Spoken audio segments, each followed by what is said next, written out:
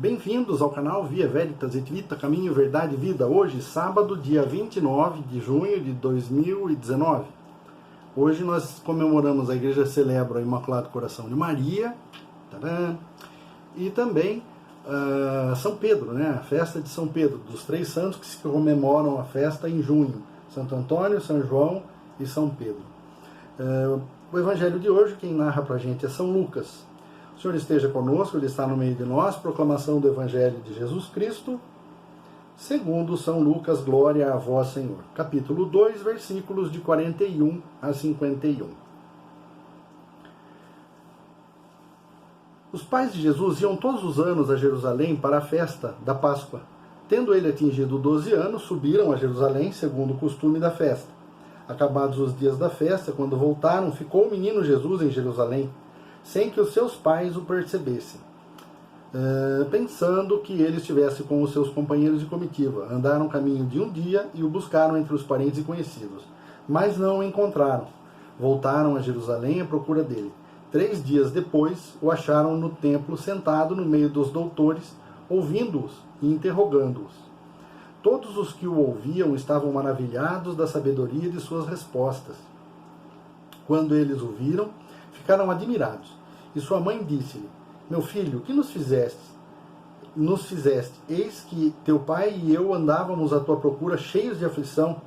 Respondeu-lhes ele: Por que me procuráveis? Não sabíeis que devo ocupar-me das coisas de meu pai? Eles, porém, não compreenderam o que ele lhes dissera. Em seguida, desceu com eles a Nazaré e lhes era submisso. Sua mãe guardava todas essas coisas no seu coração. Palavra da salvação, glória a vós, Senhor. Muito bem, então vamos começar. Normalmente o pessoal, algumas pessoas dizem assim, não, Jesus se referia à mãe dele sempre como mulher, ele não tinha muito afeto, ele tinha uma... absolutamente mentira isso, né? Imagina que ele não teria afeto por aquela que aceitou ser sua mãe e doou a ele a própria carne e o próprio sangue, né? Porque o Espírito Santo não tem sangue nem carne, então foi ela aquela que concebeu na própria carne a presença do Filho de Deus. Ninguém mais pode ter comunhão como ela tem comunhão com o Filho, né? E a festa do Imaculado Coração hoje foi precedida pela festa do Sagrado Coração ontem. Porque na realidade o que acontece? O coração de Maria e Jesus são tão conformados e configurados que são um só coração. Então é muito comum a gente ouvir falar coração de Jesus e Maria, Sagrado Coração de Jesus e Maria, né? Um só coração de Jesus e Maria, porque realmente é um só coração na unidade e comunhão, né? Embora fisicamente dois, quem deu a matéria para se fazer o coração de Jesus foi a própria mãe dele. E aí, nessa narrativa, quando ele retruca a mãe dele, né, coisa de adolescente, não sabias que eu deveria cuidar das coisas do meu pai? Saber eu sabia, mas você vai voltar quieto para casa. E ainda depois o evangelista faz questão de narrar, né? Eles não entenderam muito bem. Em seguida desceu com eles a Nazaré e lhes era submisso, né? Então não é assim que, não, Jesus deu uma conversada ali e saiu por cima. Não, ele até falou de uma forma, ele não fala aqui que ele tenha dito mãe, mas vocês não sabiam que eu devo cuidar das coisas do meu pai? Então veja, nessa idade o judeu ele já está sendo apresentado por um bar mitzvah, que é um tipo de consagração, ou seria o batismo, né, do jovem, ou alguma coisa semelhante a isso. Eu não posso falar com propriedade porque eu conheço pouco. Mas seria uma primeira apresentação, ou talvez essa iniciação do jovem, né, hebreu. E ele estaria próximo dessa idade, ou por ali. Então ele começava a entender a responsabilidade dele, no sentido de assumir as coisas que ele deveria viver junto com Deus, até porque se tinha alguém que dava exemplo para ele, eram justamente os pais, pai adotivo Jesus e a mãe, né, biológica dele, a Virgem Maria. Então, o que acontece? Nessa festa, a gente comemora na sexta-feira, comemorou ontem, na sexta-feira, o Sagrado Coração de Jesus, e hoje o Imaculado Coração de Maria, porque um é continuidade do outro, e é isso que Deus espera, que nós tenhamos um coração conformado, claro que na medida da nossa pequenez, na medida da imensidão da nossa miséria, né? Mas Ele espera que a gente consiga configurar o nosso coração a Jesus, o quanto a gente permitir que o Espírito Santo faça, né? A fim de que nós tenhamos também esse um só coração. Por quê? Quando a gente vive a relação do amor, quando a gente vive uma relação em amor, e eu não estou falando amor-atração, eu não estou falando amor eros, eu estou falando amor ágape, o amor-amor, né? Quando a gente vive a relação de amor, a gente acaba que se configura o amado. Né? Isso os santos da igreja falam. Santa Teresa, São João da Cruz, Santa Teresinha vão dizer isso, que a gente vai ficando semelhante ao amado. Né? O amado vai tomando o nosso coração e nós vamos nos transformando naquilo que o amado é. Né? E ele quer estar em nós justamente para poder realizar essa obra de amor que é infinita. Então, mais uma vez eu vou dizer a vocês é a única coisa que eu posso dizer a respeito de evangelho, né? Todas as maneiras, de todos os meios, por todas as formas, com todas as construções de frase, o Senhor vem e nos chama a estarmos com Ele, a sermos um com Ele. Nessa realidade que Jesus viveu aqui, né, nessa situação onde ele foi para Jerusalém, os pais voltaram, e aí ele ficou, quando se deram por conta, já tinha um dia de caminho, à noite eles devem ter percebido, aí falaram, nossa, o menino não está aqui, então vamos voltar a procurar. Não devem ter saído à noite, então eles devem ter saído no outro dia de manhã, ido para lá, então eles levaram mais um dia procurando o moleque, no terceiro dia eles encontraram o moleque, um dia de ida, um outro de volta e mais um procurando. Né? E aí o que acontece? Essa realidade eu acho que está faltando para nós católicos, para nós cristãos. Porque a gente até tem Deus como uma referência estática. Deus está ali, se eu precisar eu rezo, eu pego a Bíblia, eu vou na missa, eu procuro confissão, eu faço uma promessa, eu invento uma moda, qualquer coisa desse tipo. Mas a necessidade que existe maior é de que haja no nosso coração essa busca de Deus, essa procura de Deus. Porque, gente, Deus se manifesta o tempo todo, o tempo todo, e de uma forma absolutamente notória. O problema é que nós não temos capacidade nem espiritualidade suficiente para enxergar Deus em todas as coisas, em todos os momentos, em todas as situações. Então, em função disso, a gente acaba que não busca a Deus o quanto deveria, até o ponto de encontrar. Não pensa não, que o dia que encontrar, pronto, agora cheguei, encontrei, vamos montar minha casinha aqui, vou estacionar e aposento aqui. Não, Deus está sempre se mostrando e se escondendo, Deus está sempre se revelando e se ocultando. Por quê? Para que haja em nós sempre essa sede, esse desejo do amor divino, esse desejo do amado, onde nós vamos estar buscando e encontrando.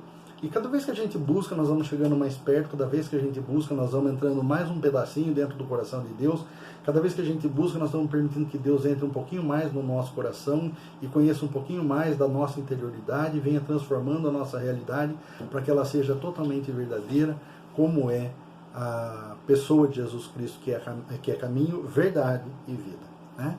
Então, quanto mais a gente caminhar nessa direção, mais nós vamos ver que a verdade habita em nós e mais nós teremos vida em abundância, que é a própria presença e pessoa, né, de nosso Senhor Jesus Cristo. Então é isso que eu gostaria de partilhar com vocês. Peço que vocês deem aí a curtidinha, como diz o Nando Moura, né? Ele fala assim, dá aí o gostinha ou não gostinha também, dá o gostinho aí, o positivo ou negativo, e eu peço que, se você puder fazer comentário, pode fazer crítica, não tem problema, porque o que eu quero na realidade é poder melhorar a situação e a forma de fazer para poder ser útil às pessoas e que sirva de alguma forma como evangelização, uma vez que eu esteja citando a palavra de Deus. Esse é o evangelho de hoje. E ainda me sobram uns minutinhos, eu gostaria... e concluindo, se você puder, além de dar o seu parecer aí, gostei, não gostei, fazer um comentário, se você puder partilhar em outras mídias que você tenha, Face, Instagram, como chama aqui? WhatsApp, sei lá, nos grupos que você tiver, eu agradeço. Então, concluindo essa parte, eu gostaria de comentar com vocês um pouquinho do dia de hoje. Também se comemora São Pedro, o primeiro Papa da Igreja. E lá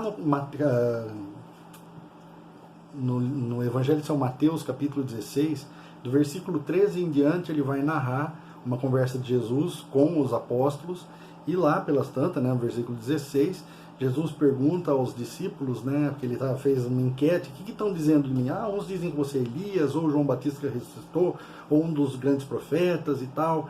E tá bom, isso é o que o povo está falando. E Jesus faz uma pergunta que é muito boa. E vós, quem dizeis que eu sou? Então Jesus estava perguntando para eles, e você, quem diz que eu sou? E para os outros, quem você diz que eu sou? Né? Também isso. Mas se eu não souber para mim quem Jesus é, como é que eu vou dizer para os outros quem Jesus é? Vou fazer uma conversinha, né? Fazer um converser. E não é isso que ele quer que nós tenhamos convicção e certeza de fé. A nossa fé não pode ser vacilona, né? Não pode ser uma fé que fica balançando.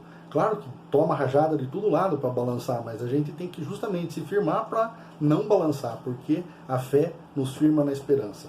Então, a nossa fé vai ser, muitas vezes, passar por situações onde nós vamos nos sentir provados, mas isso é natural da vida do cristão.